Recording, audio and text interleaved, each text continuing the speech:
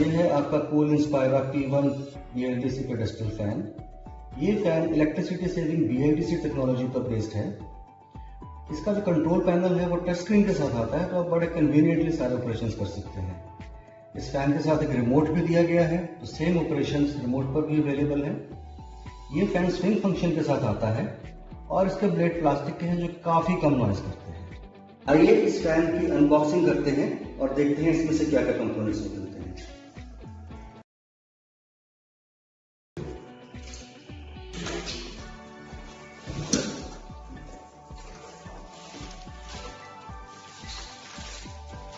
ये फैन का warranty card है। ये फैन 2 साल की वारंटी के साथ आता है। इसमें एक कैप दी गई है जो फैन के बेस पर लगती है। ये रिमोट और 2 सेल्स दिए गए हैं।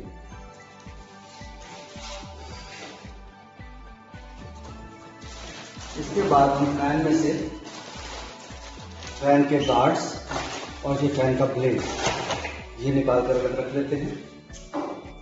इस फैन में 2 गार्ड दिए गए हैं, एक रियर गार्ड, एक फ्रंट गार्ड और एक दोनों गार्ड को जोड़ने के लिए ये रबर की ट्यूब है। ये फैन की सपोर्ट रॉड है। फैन का हैवी बेस है, इसे मैं जमीन पर रख देता हूँ।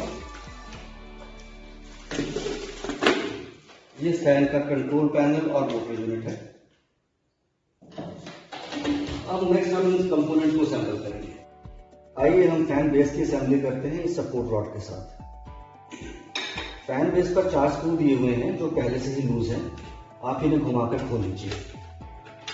इन स्क्रूज के नीचे नट है जिनके से टाइट है, तो आप इसको बेस को उठाएंगे देखेंगे आपको ये नट नीचे दिखेंगे, चौथा यहाँ लगा हुआ है। आप इन नट्स को निकालकर साइड पे रख लीजिए और स्क्रूज को भी साइड पे रख लीजिए। अब आप फैन को फिर से रखिए बेस को नीचे। सपोर्ट पाइप में 4 होल दिए हुए हैं, आप इन्हें यहाँ प्लेस कीजिए। एक स्क्रू लीजिए, इसको यहाँ से इंसर्ट कीजिए और एक नट उठाइए और नट उठाकर असेंबली को टिल्ट करके इस स्क्रू पर चढ़ा दीजिए।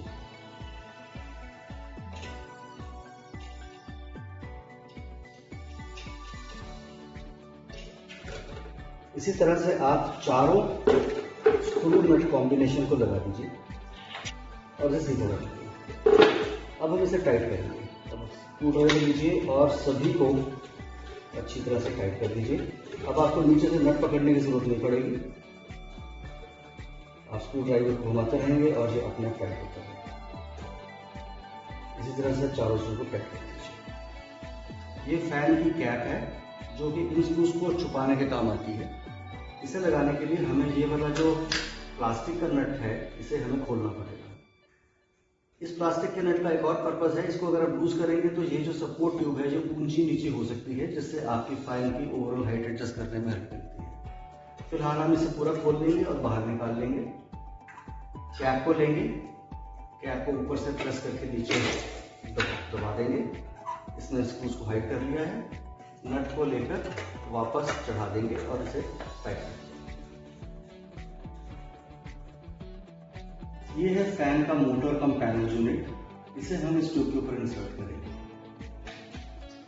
इसके पीछे एक नट दिया हुआ है प्लास्टिक का, इसे एंटी क्लॉकवाइज घुमाकर थोड़ा लूज कर लीजिए और इस होल को इस ट्यूब के अंदर हम इसके बाद इंसर्ट करेंगे।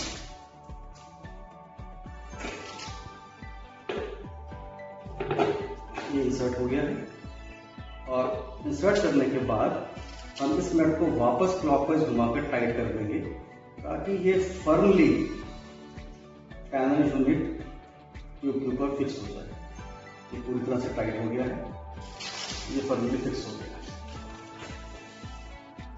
फैन के मोटर पर 2 नट्स दिए हुए हैं प्लास्टिक के, हम इन्हें खोल लेंगे। सबसे पहले जो बाहर नट दिया हुआ है इसे ब्लेड नट कहते हैं। इसे क्लॉकवाइज घुमाकर खोलना, ध्यान रखिए क्लॉकवाइज घुमाकर खोलना। इसे खोलकर आप उतार कर साइड पर रख लीजिए। एक और वाइट नट दिया हुआ है यहाँ पर, इसे भी एंटी क्लॉकवाइज घुमाकर खोल लीजिए। इसे रियर गार्ड नट कहते हैं। इसे भी खोलकर बाहर रखिए। इसके बाद हम फैन का रियर गार्ड लेंगे और इसको मोटर पर इंसर्ट करेंगे। आप ध्यान से देखिए यहाँ पर 3 पिन दिए गए हैं, 1 2 3। 3 प्लास्टिक के पिन बने हुए हैं और कॉरस्पॉन्डिंगली हमारे गार्ड पर भी 3 होल दिए हुए हैं। आप इसको ऐसे फिक्स कीजिए ताकि ये तीनों जो पिन्स हैं ये होल्स में चले जाएं।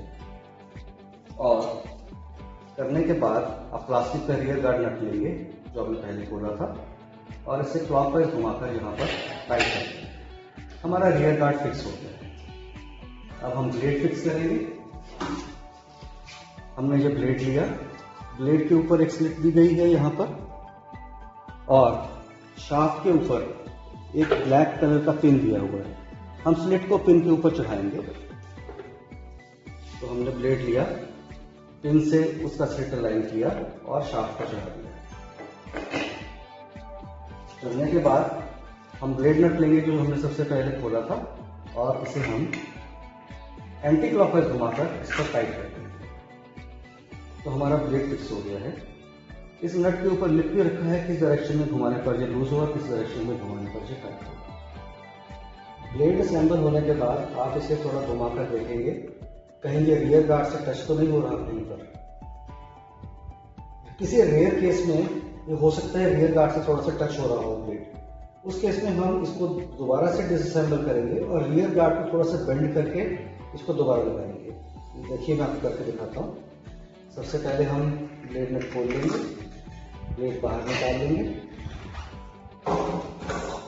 इसके बाद हम रियर गार्ड नट को खोलकर रियर गार्ड को बाहर निकालेंगे। रियर गार्ड को बाहर निकालने के बाद हम इसे जमीन पर रखेंगे और इसके बीच में जो ये सर्कल दिया हुआ है इसे प्रेस करके थोड़ा सा दबाएंगे।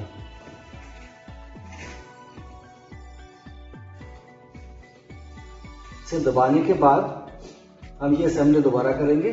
दोबारा से मोटर के ऊपर रियर गार्ड लगाएंगे, ब्लेड लगाएंगे और दोबारा से ब्लेड को घुमाकर देखेंगे कहीं वो टच तो नहीं हो रहा। मोस्ट लाइकली आपका ये बेंड करने के बाद थोड़ा सा हाथ से दबाने के बाद आपका ब्लेड टच होना बंद हो जाएगा। अगर दोबारा ऐसा टच करेगा तो आप दोबारा से इसे खोल के फिर थोड़ा सा दबा कर ठीक कर सकते हैं और फाइनली ये आपका ठीक हो जाएगा, ब्लेड टचिंग होना बंद हो जाएगा। ये रबर रिंग है जिसे हम रियर गार्ड के ऊपर इंसर्ट करेंगे। इस रबर रिंग का पर्पस है कि ये रियर गार्ड और फ्रंट गार्ड को आपस में जोड़ने का काम है। ये हमारा फिक्स हो गया है।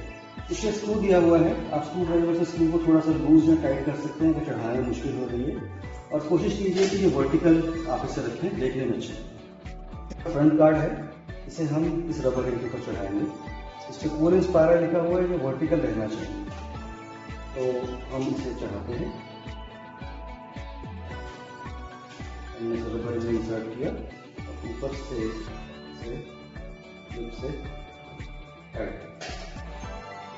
फैन हमारा पूरी तरह से असेंबल्ड है। अब हम पावर कॉर्ड को वॉल में लगाकर इसे स्टार्ट करेंगे।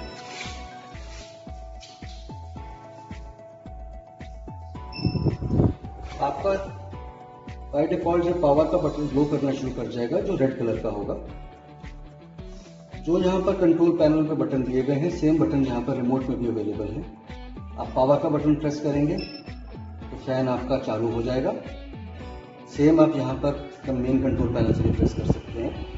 यहाँ स्पीड के बटन दिए हुए, स्पीड प्लस, स्पीड माइनस। अभी स्पीड 1 है, अगर मैं प्लस बटन दबाता हूँ स्पीड लेवल 2 हो जाएगा। मैं यही कंट्रोल अपने रिमोट से भी कर सकता हूँ। अगर मैं यहाँ 5 दबाऊंगा तो स्पीड लेवल 5 हो जाएगा। यहाँ 5 इंडिकेट करना शुरू कर दिया और मैं 1 दबाऊंगा तो ये स्पीड लेवल वापस 1 पर आ जाएगा। ऊपर ये स्विंग बटन दिया हुआ है जो कि रिमोट पर पावर बटन के नीचे दिया हुआ है। अगर मैं स्विंग बटन प्रेस करता हूं तो फैन घूमना शुरू हो जाएगा और रूम के हर कॉर्नर में हवा देगा। स्विंग बटन को दोबारा प्रेस करने पर फैन की स्प्रिंग पॉज हो जाएगी। मैंने इसको दोबारा प्रेस किया, मैं कंट्रोल पैनल पर प्रेस कर रहा हूँ इसे, फैन की स्प्रिंग रुक गई। आपके रिमोट पे कुछ और बटन भी दिए गए होंगे, जैसे टाइमर के बटन दिए हुए हैं, इधर रिवर्स मोड का बटन है और इधर डाउन लाइट का बटन है। ये बटन एप्लीकेबल नहीं है आपके फैन के लिए। आपके फैन के लिए 6 स्पीड बटन स्प्रिंग का बटन और जो पावर ऑन या पावर ऑफ का बटन जो ये एप्लीकेबल है। आपका फैन अगर आप इसका फेस ऊंचा या नीचे करना चाहें तो आप इसे सिंपली टिल्ट करके ऊपर या नीचे।